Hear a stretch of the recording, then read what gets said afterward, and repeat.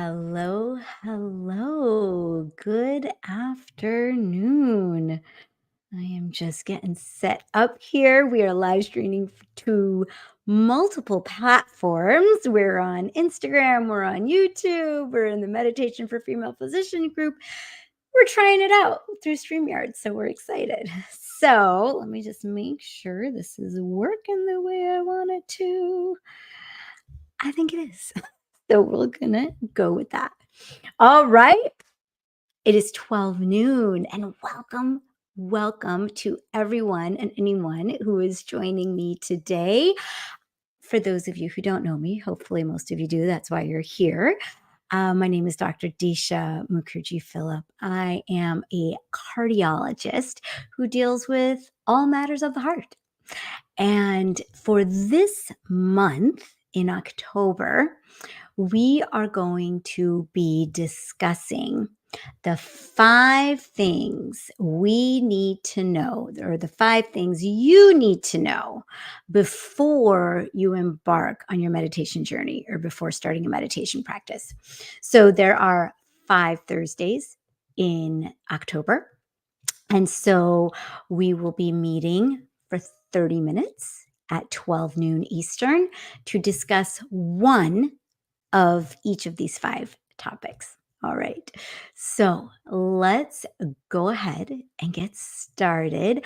Wherever you are watching, if something resonates with you or if you have a question about something, go ahead and put it in the comments below. I'm not going to be able to see it right now, but I will go to each of the platforms and make sure that your questions are being answered. So, with that being said, let's go ahead and get started. All right. So, today is also a very, very special day, which I want to acknowledge, at least for the two of the major wisdom traditions on this planet. And I have both in my family. One is that is Rosh Hashanah, the Jewish New Year, as well as the first day of Navratri, which is a Hindu holiday. And so it is a time of festival, it is a time of igniting our lights inside, our inner light. It's a time of new beginnings, as the Jewish New Year as well. And so, in honor of that, we'll begin.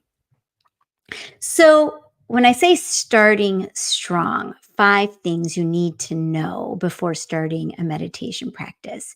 The first thing that you need to do is set an intention. So, what's the first thing you need to know? The first thing you need to know is why. Why do you want to start a meditation practice? So, I'm going to share a little bit about my why and how I came to realize and recognize why I needed to start a meditation practice. So many of you know this story, and many of you may not know this story. So here it goes. So I come from a Hindu family and grew up having Hindu celebrations in the house, but my parents sent me to Catholic school. So I had a little bit of like religious exposure growing up, but not real deep spirituality, no real meditation or anything like that. But the seeds were planted a little bit when I was young. But fast forward in 2008, my husband and I had our first daughter, Ria. And unfortunately, the doctor had ended up using a vacuum on her head, and so the day after she was born, she was found to be brain dead. And then on day 4, we had to make the difficult decision to take her off the ventilator. It was Mother's Day, and I was in the second year of my fellowship in cardiology. So I was already a doctor. There were 2 other physicians in the room, my sister and my best friend, Rini, and as well as my husband. And even though being a cardiologist, and I say I deal with all matters of the heart, and I was quite familiar with death itself. And in residency, they used to call me Dr. Death because I was always so keen on making as many people as possible DNR. Because I did notice and see that there were so many things that we were doing to people unnecessarily and prolonging their suffering just in the name of modern medicine. And even to this day, I tell my patients just because we can do something, it doesn't always mean we should, right? And a lot depends on your personal philosophy. But I digress. So, when this situation happened in our lives, it catapulted me into my spiritual journey. And I, of course, was in shock. Couldn't believe that this was happening to me or to us. And all the questions started, right? Why us? Why me? What did I do to deserve this? Was it the Splenda that I put in my coffee? Was it that one soda that I had during the pregnancy? Where did I mess up? Right? These were the questions. What happened? Right? And the things that I had been interested in and passionate about um, suddenly no longer mattered to me because I didn't have my daughter, right? I didn't get to bring her home. I left the hospital with empty arms. We had her car seat in the car. Her name, Ria, was up on the wall. I had washed all her clothes and dressed twice, right? Because I didn't want anything, any toxins touching my baby, right? And so everything that I thought I knew to be true was turned upside down. Deep grief set in. And fast forward, let's see, that was 2008, 2011. We were living in Duluth, Minnesota. And not easily, but we, after some intense effort, we were very fortunate to welcome our second daughter, Elise. And then in 2014, we welcomed our third daughter, Nina. So, 2014, I'm working 70 hours a week as a cardiologist on call. My husband was working on building his own business. I was nursing my newborn every 2.5 to 3 hours, as I was told to, and also trying to sleep train my 3-year-old. And as you can imagine, or maybe you can relate, my mind was going a million miles a minute. Okay. So I thought I was keeping it together. Okay. And I walk into the hospital in my office one day and I hear a knock on the door and it's my clinic manager. And he says to me, "Hey, doc, what's going on with you?" And I'm like, "What?" And he says, "Your mind looks like it's going a million miles a minute." And I was like, "What? Huh?" I couldn't believe that he actually called me out on it or that he actually noticed and that people were actually noticing. And so I was horrified, I was embarrassed, and on top of that, I was exhausted, right? I was exhausted, and every day I'd come home, and we had literally in 5 years, we had 20 different nannies in our home, okay, just to try to keep things together. And I would come home from work and I'd see, the little one on the iPad and the older one eating mac and cheese again. And none of the dishes were done and the laundry wasn't done. And I was just walking in, ordering, correcting, directing everybody. Definitely not being the mother that I thought I wanted to be or that I had hoped to be or that I imagined myself to be. Definitely not being the best version of myself. And so it was actually in that moment, I needed that wake up call that I decided something's got to give and it's time to meditate. And so it was during this crazy part of my life. I did not start meditating when Ria's soul had left her body. It wasn't during that time. It was when life got really freaking crazy and I was on the hamster wheel. Okay. And the reason that meditation came to my head was actually because I'm quite scientific. My dad, who's a cardiologist, and my sister, who's a cardiologist, all three of us went to the cardiometabolic conference like in 2013 at Harvard.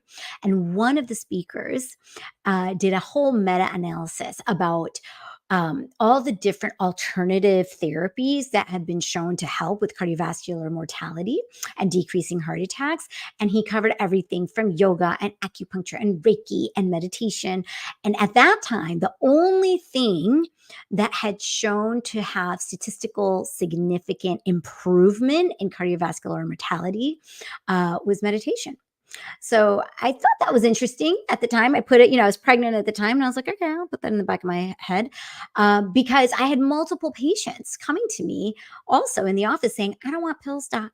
I don't want to keep putting these substances in my body. What else you got? Right.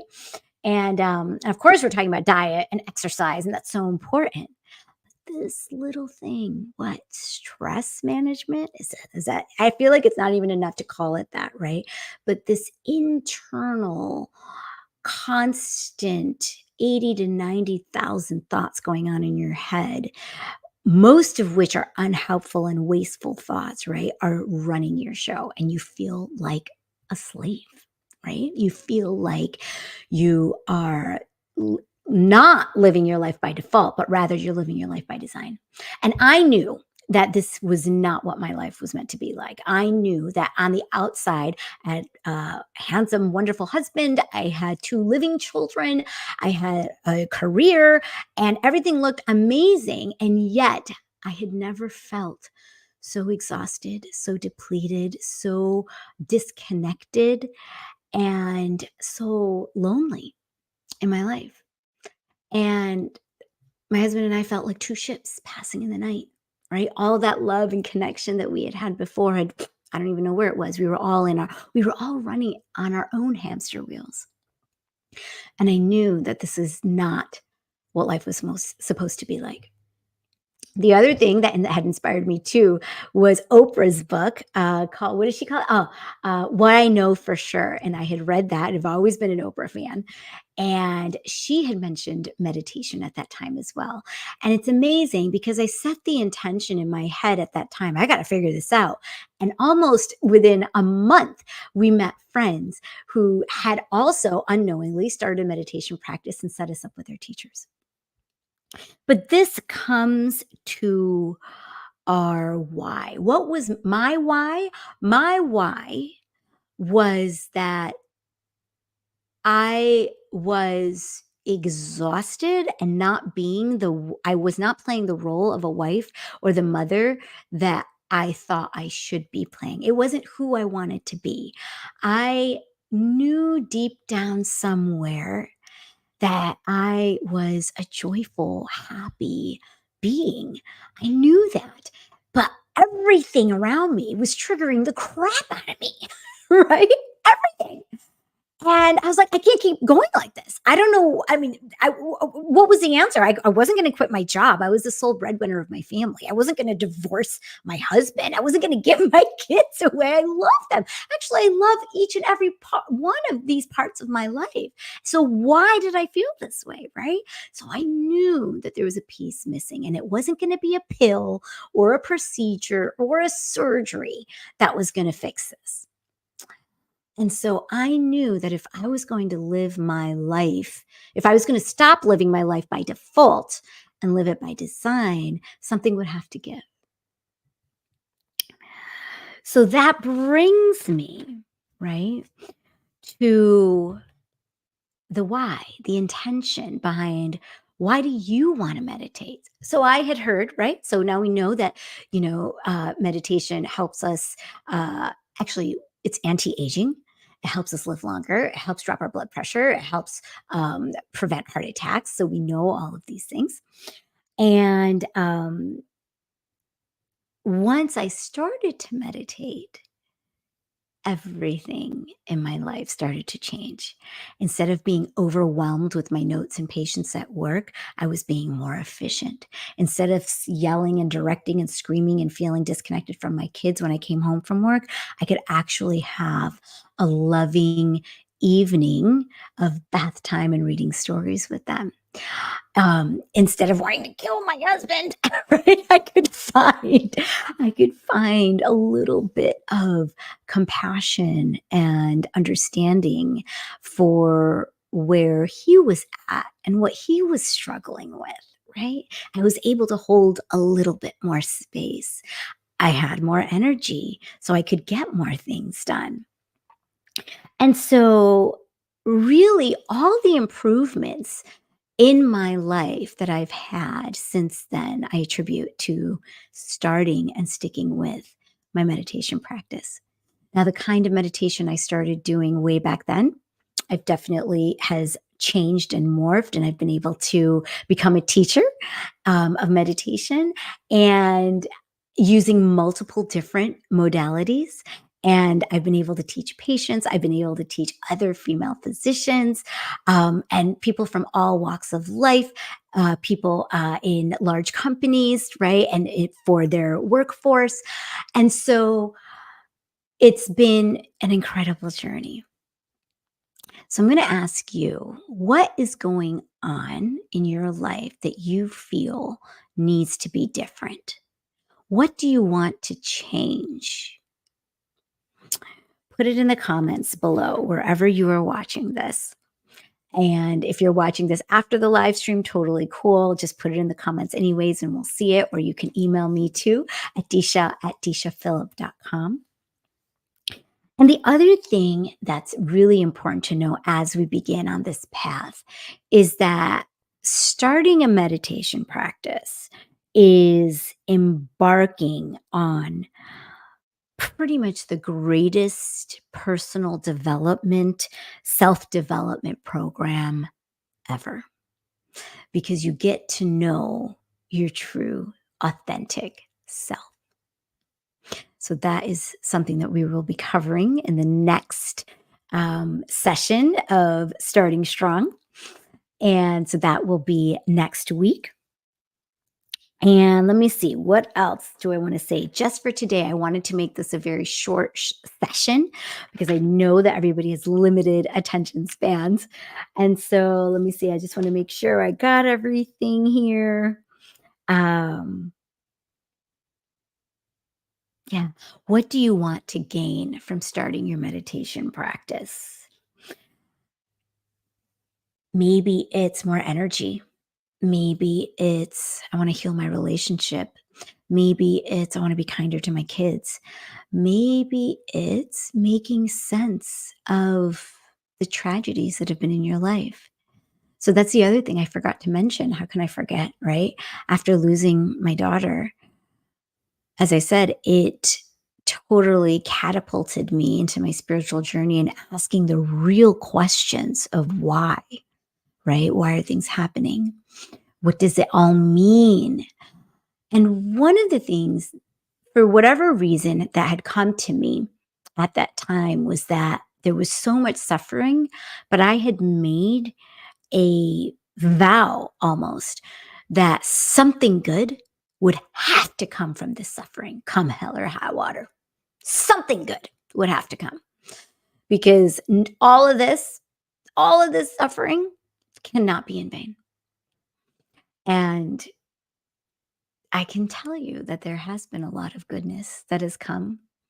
One of the greatest lessons she taught me, or that experience taught me, was that love doesn't start with birth and it doesn't end with death, and that nothing, not even death itself, can separate a mother from her child. Nothing, not even death itself, can separate one loved one from another. So, in case any of you listening are dealing with something like this, there's more than meets the eye to the drama of life. All right. So, what is it for you? Again, put it in the comments. Let me know. Why do you want to start a meditation practice? Why did you start? If you already have a practice and you're having trouble sticking to it, why? What made you start in the first place? What was it? Again, put it in the comments below. I am going to let you all go here and think about it for the next few minutes. What is your why? What is your intention? And I am going to leave you with a Power of Love card for today as a little gift for showing up, for even watching this. And whenever it is that you're hearing this, if you're hearing it, this message is for you. So many of you have seen me before use the Power of Love cards by James Van Praagh, some of my favorites. And let's see, what is it that all of us need to hear right now?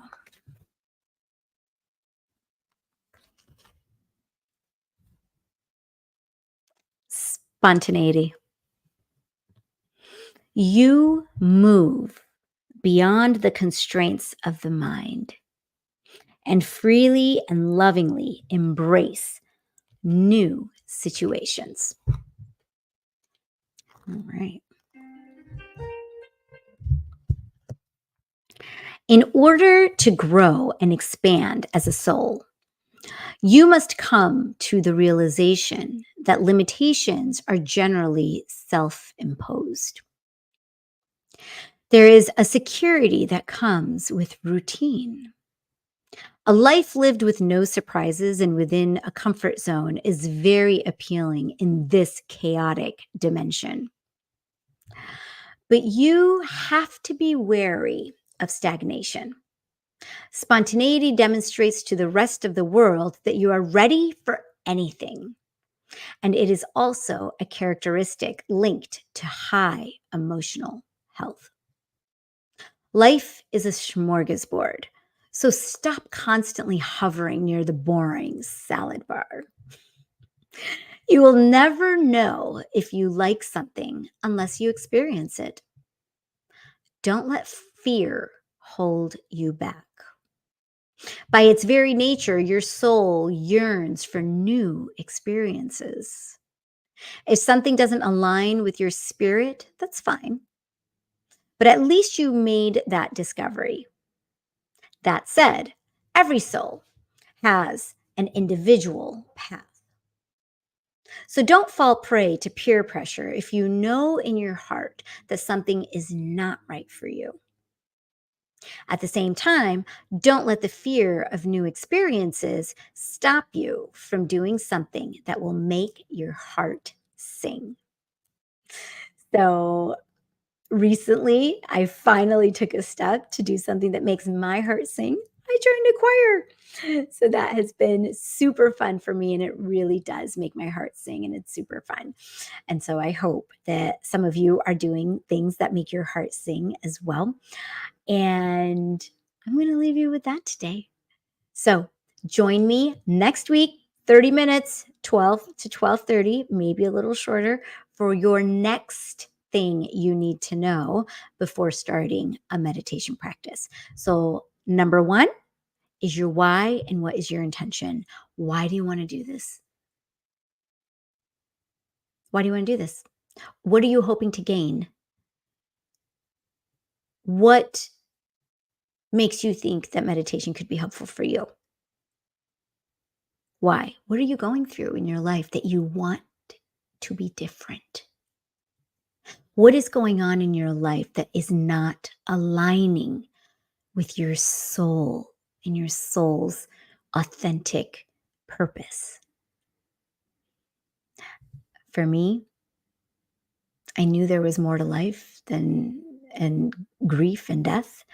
I knew that there was a kinder, loving mother and partner and doctor inside of me.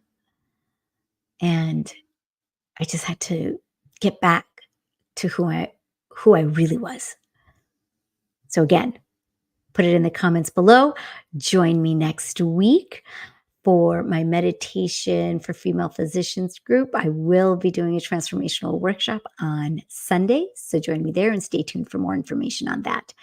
And have a wonderful, wonderful Thursday and sending you all lots of love. Mwah.